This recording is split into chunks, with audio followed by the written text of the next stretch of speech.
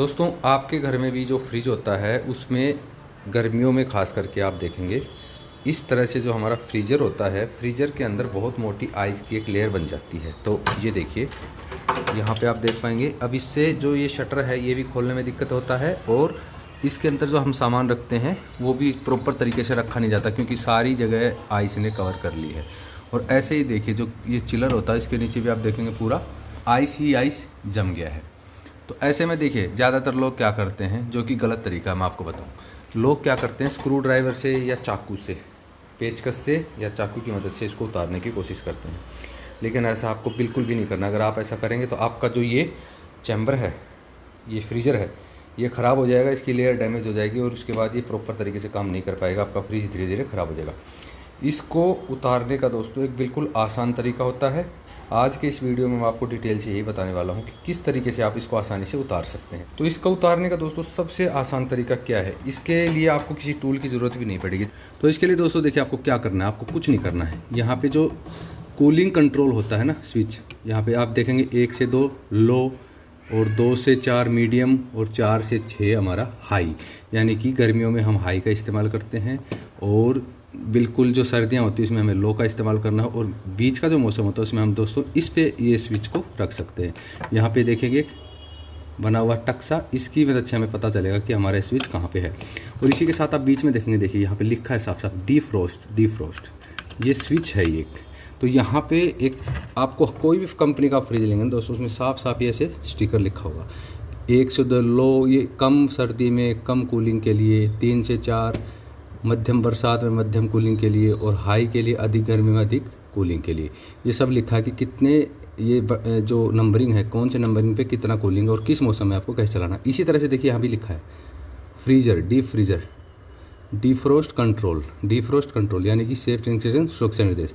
सारे सुरक्षा निर्देश भी दिए हैं कि क्या आपको क्या करना क्या नहीं करना सब। देखिए हर तीसरे दिन आपको ये स्विच दबा देना है, चाहे बर्फ़ जमा हो नहीं जमा हो। उससे जो ये बर्फ़ इतना जम जाता है ना उसकी आपको कंप्लेंट ही नहीं आएगी। कंपनी बोल रही है कि आपको हर तीसरे दिन एक बार ये स्विच दबा देना है। जैसे डीफ्रोस्ट होगा ऑटोमेटिकली ये रिलीज़ हो जाएगा बटन, वापस इसी सिचुएशन में आ जाएगा। ये मैं आपको भी दबा के दिखाऊंगा, ये साफ साफ इसमें लिखा हुआ है। देखिए उसके बाद ऑफ ऑन होगा जब ये अंदर प्रेस किया होगा, इस पर फोटो बना हुआ, यानी कि अगर अंदर घुसा हुआ है स्विच ऐसे देखिए तो ये ऑन है, बाहर रहेगा जैसे अभी है तो ये ऑफ है। अब इसमें देखिए दबाते वक्त डीफ्रोस्ट बटन अंदर रहेगा और कुछ घंटों बाद अपने आप बाहर आएगा, यानी कि जैसे डीफ्रोस्ट कंप्लीट हो जाएगा ऑटोमेटिक बाहर आ जाएगा। इसमें लिखा हुआ है चाकू, बेलन इत्यादि से फ्रीजर की बर्फ़ ना तोड़ें, इस पर लिखा हुआ किसी तरह के टूल्स का इस्तेमाल आप ना करें।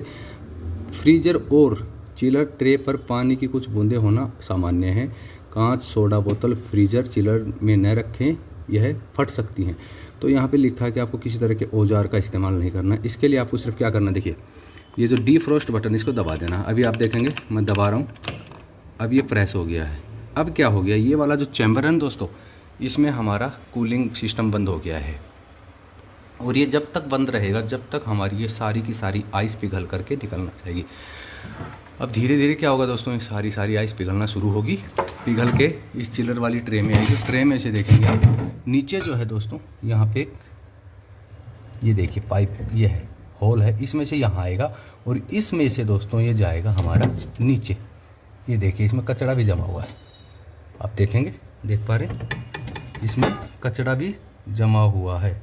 तो यहाँ से आपको पहले तो इसको साफ़ कर लेना, देख लेना इसमें कोई कचरा तो नहीं है, क्योंकि पीछे से कई बारी कॉकरोचेज वगैरह भी आ जाते हैं, चींटियाँ भी आ जाती हैं, इस तरह से कचरा भी आ जाता है, या जो फ्रिज में हम सामान रखते हैं छोटा मोटा वहाँ जा कर के जम सकता है। ये पाइप है जो पीछे जा रहा है, तो आपको कुछ नहीं करना। देखिए किसी बेलन का, चिमटे का, चाकू का, पेचकस का कोई भी इस्तेमाल आपको नहीं करना है। अब जैसे आप डीफ्रोस्ट दबाएंगे देखिए ये स्टार्ट हो गया है, आप देखेंगे यहाँ से पानी, ये बर्फ़ जो है पिघलना स्टार्ट हो गया है। आपको कुछ नहीं करना, बाकी फ्रिज आपका चलता रहेगा, उससे आपको किसी तरह की दिक्कत नहीं आने वाली। आपको फ्रिज को बंद कर देना है। अब इसके बाद देखिए दिक्कत क्या आती है दोस्तों, दिक्कत ये आती है कि यहाँ से जो है हमारा वो जो पाइप है वो यहाँ निकला हुआ, देखिए इसके पीछे लगा होता है बकेट जिसमें पानी आकर के रुक जाता है, लेकिन क्योंकि बर्फ़ ज़्यादा अगर जम गई तो ये भर जाएगा। भरने के बाद यहाँ से ओवरफ्लो होकर आपके कंप्रेसर पे गिरेगा, फ्रिज पे गिरेगा, यहाँ पे भरेगा और कुछ समय के बाद यहाँ से जंग लगना स्टार्ट हो जाएगा, क्योंकि आपने डीफ्रोस्ट दबा के तो छोड़ दिया। अब आप भूल गए हैं कि कितना पानी आ रहा नहीं आ रहा। तो आपको कुछ नहीं करना है, इसके भरोसे नहीं बैठना है, आपको ट्रे को निकाल देना। जैसा मैं आपको दिखा रहा हूँ अभी, देखिए आपको करना क्या है। आपको जो ये ट्रे होती है, इस ट्रे को दोस्तों इसमें से निकाल देना है, फ्रिज में से इस तरह से निकाल देना है। कुछ में दोस्तों अलग अलग कंपनी में अलग अलग तरीके से आता है, कुछ में ऐसे सिर्फ लॉक सिस्टम आता है, आप खींचेंगे बाहर आ जाएगी, कुछ में स्क्रू लगे होते हैं, स्क्रू खोल के आप निकाल सकते हैं। अब आप देखेंगे यहाँ पे ये पाइप है, और ये वही पाइप है दोस्तों जो अंदर से हमारा जो चिलर वाली ट्रे है उसमें से नीचे आ रहा है, यानी कि इसमें से हमारा जितना भी पानी निकलेगा फ्रिज में डिफ्रोस्ट होकर वो यहाँ पे आएगा। इसके लिए आपको क्या करना है, जो वॉशिंग मशीन वाला पाइप होता है दोस्तों, ये देखिए इस तरह से पाइप की लेंथ आप अपनी ज़रूरत के हिसाब से ले सकते हैं। जहाँ भी आपकी नाली है, अगर नाली दूर है तो आप पाइप बड़ा ले लें, नाली नज़दीक है जहाँ फ्रिज रखा है किचन में, तो वहाँ आप जहाँ भी, जैसे आपकी नाली है, जैसे हमारी देखिए वॉश बेसिन के नीचे की नाली ये है, तो हमें यहाँ से और यहाँ इसको पाइप जोड़ना है। आपको ट्रे निकाल देनी है और उसके बाद इस तरह से जो आपका वॉशिंग मशीन का पाइप है, अब ये जो पाइप का साइज़ है दोस्तों अलग अलग फ्रिज में कम ज़्यादा हो सकता है, किसी में पतला किसी में मोटा, तो आप इस डायामीटर के पाइप के हिसाब से अपना पाइप चुन लें। जो भी आपके घर में पाइप हो आप उसको चुन सकते हैं। अगर पाइप नहीं है तो कुछ भी चीज़ दोस्तों आपको क्या करना है, इस तरह से नाली के पास रख करके यहाँ आप कोई पेपर वगैरह ऐसे लगा सकते हैं, प्लास्टिक का पेपर ऐसे लगा सकते हैं, ताकि पानी उस पर ना गिर कर बाहर ऐसे आए और उसके बाद आपके किसी बड़े बर्तन में आ जाए या सीधा नाली में। और सबसे बेस्ट तरीका तो दोस्तों ये आप इस तरह से देखिए, मैं आपको दिखा रहा हूँ, ये हमारा पाइप इसके अंदर लग चुका है, ये पाइप हमारा इसमें लग गया है। अब जो भी पानी डिफ्रोस्ट होकर पिघल करके आएगी बर्फ़ इस पाइप से, और जहाँ भी हम इसको नाली में छोड़ेंगे दोस्तों वहाँ पे हमारा ये चला जाएगा। तो हम इसको यहाँ पे अब नाली में छोड़ देते हैं। अब हमें कुछ नहीं करना, और ये काम दोस्तों बेस्ट रहेगा कि आप रात के टाइम करें, जब आप सो रहे हैं उस टाइम आप इसको करके छोड़ दें। सुबह तक आपको सारा का सारा जो बर्फ़ है पिघला हुआ मिलेगा, एक बूंद भी आपके फर्श पे या कहीं भी पानी आपको गिरा हुआ नहीं मिलेगा, क्योंकि पाइप हमारा लग गया है। पाइप का आपको चेक कर लेना, अच्छे से लगा होना चाहिए, और पाइप को आपको याद रखना है कंप्रेसर से किसी चीज़ से टच नहीं होना चाहिए, क्योंकि कंप्रेसर गर्म होता है, रात भर पाइप लगा रहने से यहाँ से पिघल सकता है, यहाँ से होल हो सकता है, पानी यहाँ से निकल सकता है। तो आप किसी धागे की मदद से इस तरह से रबर बैंड लेकर के इसको हैंग कर दें, इस तरह से कहीं पे हैंग कर दें। हैंग करते वक्त भी आपको याद रखना है ये स्लोप देखिए ऐसे टेपर होना चाहिए। आप ऐसे हैंग नहीं कर दें कि अब जैसे ये देखिए, मैं अगर इसको ऐसे हैंग कर दूंगा दोस्तों तो यहाँ पे हमारा ट्रैप बन गया, यहाँ ही पानी भर के ओवरफ्लो होकर यहाँ से निकल जाएगा। तो आपको ऐसे रखना है कि सिर्फ बस इससे थोड़ा सा दूर रहे, किसी चीज़ पे टच ना हो पाइप, और इसको आपको छोड़ देना है रात भर। और रात भर जब आप छोड़ेंगे सुबह तक आपकी बर्फ़ पिघल के सब निकल जाएगी। उसके बाद पाइप आप निकालें और अपनी जो ट्रे वापस लगा दें, और फ्रिज आपका बिल्कुल जो फ्रीज़र है क्लीन हो जाएगा, सारी बर्फ़ आपकी पिघल जाएगी। दोस्तों हमें डिफ्रोस्ट का स्विच दबाए हुए तकरीबन 1 से 1.5 घंटा हो गया है, और 1 से 1.5 घंटे के बाद देखिए अभी तक ये दबा हुआ है, कि जब तक ये डिफ्रोस्ट कंप्लीट नहीं हो जाएगा तब तक ये इसी तरह से प्रेस किया होगा। अब आप देखेंगे जो आइस है वो पिघलना शुरू हो गई है, ये देखिए, यानी कि ये पिघलना शुरू हो गई है, और ये इतना कमज़ोर भी हो गई है कि आप इसको आप देखिए अपने आप ये उतर उतर के गिरने लग गई। तो जो बड़े पीसीस हैं उनको आप हाथ से निकाल सकते हैं, ये देखिए। तो अब ये आइस इतना कमज़ोर हो गई है, ये देखिए पूरा हमारा ड्रॉप करके ऊपर का तो पूरा साफ़ हो गया है, ये सब गिर गया है, देख रहे हैं आप। जो ऊपर वाला हिस्सा था इसका चैम्बर का वो पूरा क्लीन हो चुका है, और ये इतना कमज़ोर हो गई है कि जो आइस हमारी स्क्रू ड्राइवर या बेलन से या चम्मच से निकलती है वो देखिए एक उंगली से भी आसानी से निकल जाएगी। ये सब कमज़ोर हो गई है, ये देखिए इस तरह से, ये देखिए आराम से निकल जाएगी। तो इसने पूरा जो है चैम्बर को छोड़ दिया है। तो इस तरह से आप जो मोटा है आइस उसको हाथों से निकाल सकते हैं, ये देखिए। तो ऐसे आप इसको जो मोटी निकलती है आइस देखिए जो ऊपर से गिर गई है, इसको आप निकाल करके अपने सिंक में वॉश बेसिन में डाल सकते हैं। और ये हमने ट्रे निकाल के रखा हुआ है, इसको भी हम साफ़ कर देंगे।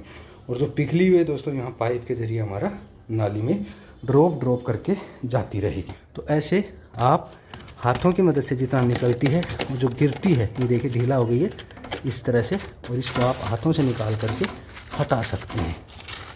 इससे क्या है कि थोड़ा सा जल्दी काम आपका हो जाएगा। किसी ट्रे वगैरह में आप निकाल लीजिए। ये पूरा का पूरा देखिए यहाँ से लेकर के ऊपर का हिस्सा, ये साइड का सब हाथों से निकल गया है दोस्तों। ये देखिए कितनी आसानी से निकल रही है, जो कि पेचकस से और चाकू से भी नहीं निकलती, वो आई सब हाथों से आसानी से निकलना शुरू हो गई है। तो धीरे धीरे दोस्तों 2-4 घंटे में आसानी से छोड़ देगी। उसके बाद आप मोटा मोटी जो आइस है उसको किसी बर्तन में निकाल करके फेंक सकते हैं। और दोस्तों जैसे ही देखिए 1 से 2 घंटे हो जाते हैं, आपको डीफ्रोस्ट का बटन दबाए, उसके बाद आप क्या कर सकते हैं, अगर आपको जल्दी आइस निकालनी है, इस तरह से स्क्रू ड्राइवर लेंगे, आइस के नीचे डालेंगे और इसको इस तरह नहीं करना, ऊपर की तरफ नहीं करना। अगर ऊपर की तरफ करेंगे तो ये जो चैम्बर है इसको डैमेज करना है। और इस पर आपको ताकत नहीं लगानी है, जितना कम ताकत से निकल रही है उतना आप निकाल लें, यानी कि ऐसे स्क्रू ड्राइवर लगाएं जहाँ पे खाली आइस हो, और इसको ऐसे धीरे से बस बिल्कुल हल्के हाथ से दोस्तों ये देखिए, क्योंकि अब जो डीफ्रोस्ट का हमने बटन दबाया था उसकी वजह से सारा का सारा चारों तरफ से चैम्बर को आइस छोड़ चुकी है। तो आपको देखिए ऐसे देखिए आसानी से घुस जाएगा ये स्क्रू ड्राइवर, और ऐसे आराम से आपको ऐसे उठाना है, ये देखिए। तो जो ताकत है वो इस प्लास्टिक पे लगेगी, अंदर चैम्बर पे नहीं लगेगी, और इससे टूटेगा भी नहीं। तो ऐसे आसानी से देखिए तुरंत आपकी जो आइस है 1 मिनट के अंदर ही पूरा निकल गई है। तो जब आप डीफ्रोस्ट का बटन दबाते हैं तो इस तरह से पूरी की पूरी आइस आपकी देखिए बाहर निकल जाएगी। ये देखिए हमारी ट्रे भी इसी के अंदर जमी हुई है, और इस आपको ऐसे सिंक वगैरह में डाल देना है। अगर आप डीफ्रोस्ट का बटन ना दबा के ऐसे चाकू या पेचकस की मदद से निकालते दोस्तों, तो ये आइस बिल्कुल नहीं निकलती, बिल्कुल पत्थर हुई रहती है। वैसे में आपका जो चैम्बर है, आइस का चैम्बर है, यही डैमेज होगा, आइस नहीं निकलेगी। लेकिन अगर डीफ्रोस्ट का बटन दबा के ऐसे करते हैं तो ये आसानी से निकल जाएगी। और ये ऊपर का चैम्बर हमारा क्लीन हो चुका है, नीचे वाले में भी आप देखेंगे पूरा आइस हमारा गिर गया है। और अब ट्रे के अंदर जा कर के दोस्तों पूरा का पूरा हमारा ये देखिए, अब इसमें से ये देखिए हाथ से ये छोड़ रहा है, यहाँ से आप देखें गैप बन रहा है आइस और चैम्बर के बीच। तो यानी कि पूरा का पूरा जो है, अगर अब मैं यहाँ लगाऊंगा तो ये निकल जाएगा, इसने छोड़ दिया है मतलब। ये देखिए तो डीफ्रोस्ट बटन दबाने से ये फ़ायदा होता है कि आपकी जो आइस है जो आपका फ्रीजर है आसानी से आप निकाल सकते हैं। तो दोस्तों हमने रात के टाइम तकरीबन 5-6 बजे हमने अपने फ्रिज को डीफ्रोस्ट किया था। डीफ्रोस्ट का इसका स्विच दबाया था ताकि हमारा जो ये फ्रीज़र है इसका आइस मेल्ट हो जाए। तो पूरी रात हमने इसको छोड़ दिया था। अब हमारा जो ये डीफ्रोस्ट का स्विच है ये देखिए ये भी रिलीज हो गया है, अपनी जगह पे आ गया है, वापस ऊपर आ गया है। ये देखिए यहाँ पे आ गया था और इसको हमने प्रेस किया था, और उसके बाद देखिए जो नीचे की आइस जमी हुई थी पूरा का पूरा क्लीन हो गई है, देखेंगे आप। और अंदर का चैम्बर है ये भी पूरी तरह से दोस्तों क्लीन हो गया है। तो इसका देखिए सबसे अच्छा तरीका तो यही है, जैसे अब देखिए ये जैसे ही पूरा डिफ्रोस्ट हुआ होगा उसके बाद ऑटोमेटिकली हमारा ये रिलीज़ हो गया, उसके बाद फिर से आइस जमना स्टार्ट हो जाता है। तो आपको कुछ नहीं करना दोस्तों, इसमें आपको क्या करना, हर तीसरे चौथे दिन या 5वें दिन ये डीफ्रोस्ट का स्विच दबा देना है। तो जितना मोटा परत जमा हुआ था उतना कभी जमेगा ही नहीं, जैसे ही थोड़ा बहुत जमेगा ऑटोमेटिकली ये साफ़ होता रहेगा। पानी इसका ट्रे में पीछे जाएगा, उसको आप निकालते रहिएगा। तो ये देखिए अब रात को ये जमना स्टार्ट हो गया, क्योंकि गर्मियाँ हैं और फुल हमने इसको कर रखा है, फ्रिज को 6 नंबर पे किया हुआ है, जो इसकी फुल रेंज है उसमें हमने इसको किया हुआ कूलिंग पे। तो दोस्तों आपके फ्रिज में भी जब ऐसे आइस जम जाता है तो आपको किसी स्क्रू ड्राइवर, आपको किसी चाकू, बेलन, चिमटा, इस तरह से किसी भी टूल का इस्तेमाल नहीं करना है। आपको सिर्फ डीफ्रोस्ट का स्विच दबा के इसको छोड़ देना है, और आपका जो आइस है काफ़ी आसानी से पिघल जाएगी। इससे आपके फ्रिज में किसी तरह का डैमेज नहीं होगा, आपका फ्रिज किसी तरह से ख़राब नहीं होगा। आपका फ्रीज़र का जो ये जो हमारा फ्रीज़र है, फ्रीज़र चैम्बर, इसमें किसी तरह का दोस्तों दिक्कत नहीं आएगा। अगर आप टूल्स का इस्तेमाल करेंगे कहीं ना कहीं से पंचर होगा, उसके बाद दोस्तों ये आपको पूरा का पूरा बदलना ही पड़ता है। ये इसमें रिपेयर नहीं होता है। अगर इसमें कहीं स्क्रू ड्राइवर लग गया, चाकू लग गया, तो फिर ये आइस नहीं जमाएगा, उसके बाद आपको पूरा का पूरा कंपनी से बदलवाना ही पड़ता है, और उसमें काफ़ी खर्च आ जाता है। तो अगर ऐसे फ्रिज में आइस जमती है तो दोस्तों आप जो कंपनी ने हमें सुविधा दी हुई है, डीफ्रोस्ट का बटन दबा करके इसको आसानी से आप मेल्ट कर सकते हैं। आशा करता हूँ आपको जानकारी अच्छी लगी होगी। अगर ये वीडियो अच्छा लगा तो प्लीज़ इसको लाइक शेयर कर दीजिएगा। चैनल पर पहली बार आए दोस्तों तो इसको सब्सक्राइब करना ना भूलिएगा। जल्द मिलेंगे किसी ऐसी नई वीडियो के साथ में, तब तक के लिए नमस्कार।